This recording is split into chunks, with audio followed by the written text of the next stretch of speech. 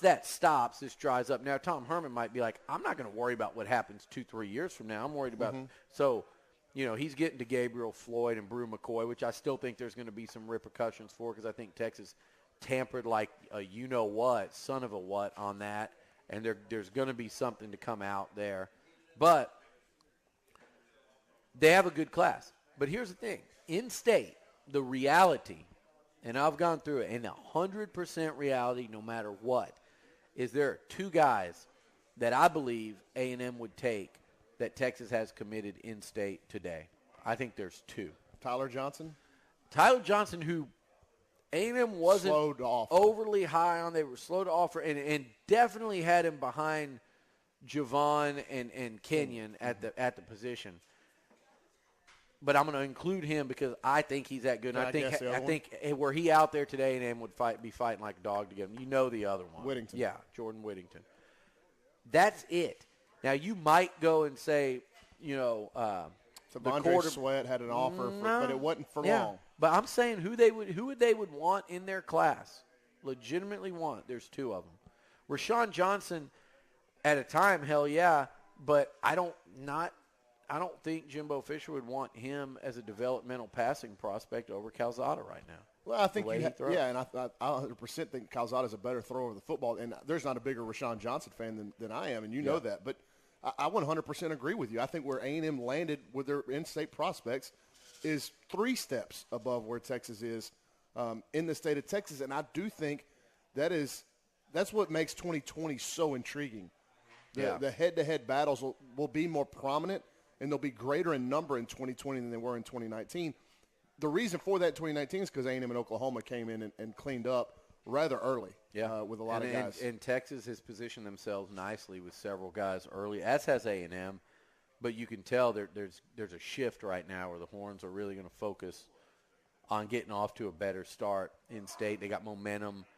A&M has momentum, too. This is the rare instance where both programs have a lot of momentum entering a recruiting race. So, but, going back to it, the other factor that I think people are forgetting in this thing, no one has said, not even you, that Javon Shepard is going to Texas. It's just my gut instinct. And I don't disagree. Mm-hmm. Like I would say 55-45 or whatever, 52-48. Like I said last night, if somebody wanted to argue with me about he's coming to A&M, I'm not going to I would believe you. Like, you can make an argument that he's still coming to A&M. I just think this has still followed a course that everyone kind of thought it was going to follow this whole time, even dating back to him not signing in the early signing period before he even said he wasn't going to. People, that were close to his recruitment knew that was going to happen.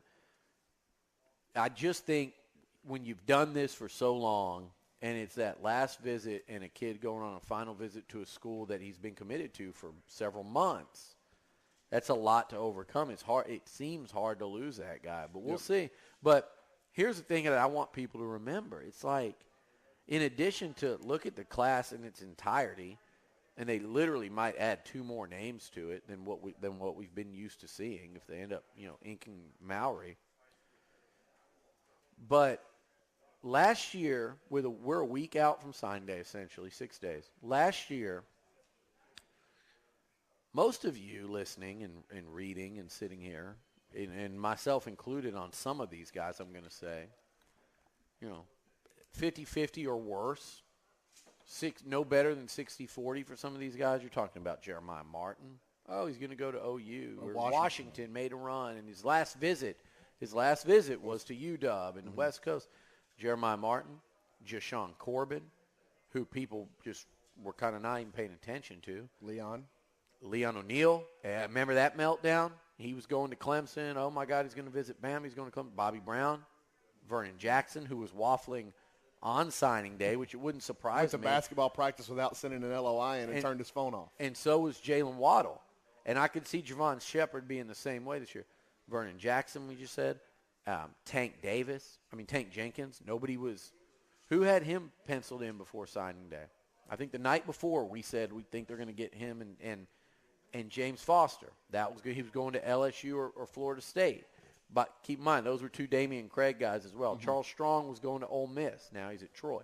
But again, a week before signing day, A&M wasn't getting them. Go back and read the message boards. Go read these aggregators that sit on the boards and aggregate every piece of information, believe none of it and believe all of it at the same time.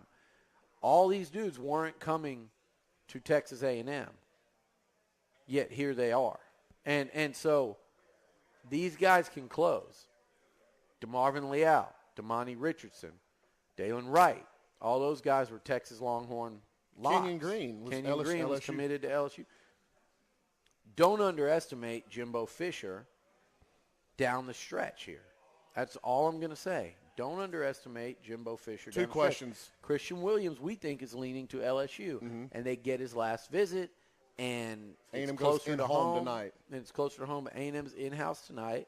And again, I go back to a guy named Damian Craig, who pulled off a couple major coups down the stretch last year, and he's also kind of the point man there with with Javon Shepard. So Damian Craig's a big factor here. Do you trust the head coach to get good players? I think A&M fans would emphatically answer yes. Do you trust the head coach and his staff to develop those players? Yes. So in the end, take a deep breath. If you answered yes to both of those questions, your heart rate ought to be pretty low right now. My thing is this, too. Anais Smith, let's take, for example. And again, we don't know where he's going to end up because of the numbers for A&M and because is he watching this and going, I need to go to Duke, make my chance, make my, bed somewhere else. But Anais Smith versus, say, Christian Williams versus Marcus Banks versus Jay Ward, all these corners. Okay, Scooby Carter was the one that A&M wanted dearly.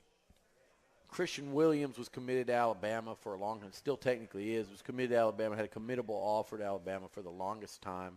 Then they kind of had some numbers come up, and he's getting the squeeze. Marcus Banks went to Alabama. I know there's a couple of people on the board that think they know more than me about what A&M wants. Now, anybody can predict anything. Like, your guess with Javon Shepard is damn near as good as mine, Brauninger, or anyone else that covers this right now. I mean, if it's that much off the board. But it's not about the guessing.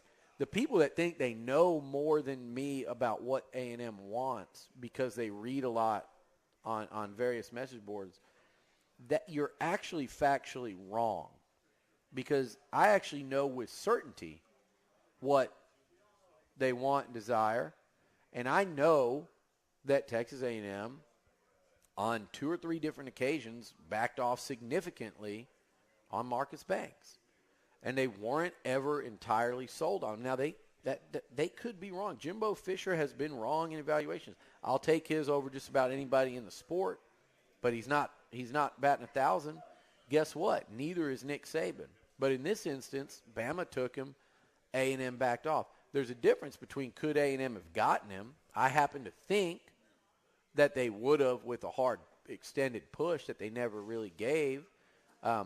That's thinking, and you can disagree with that. But what I know is that they backed off. And I also know that they're kind of deciding between Jay Ward and Christian Williams, and it's very clear that the harder push has been after getting these guys on campus and getting them in front. It's for Christian Williams. Yep. On the other side of the break, we'll flip the script to 2020. Listen to Beliucci Hour Lunch live on the Zone.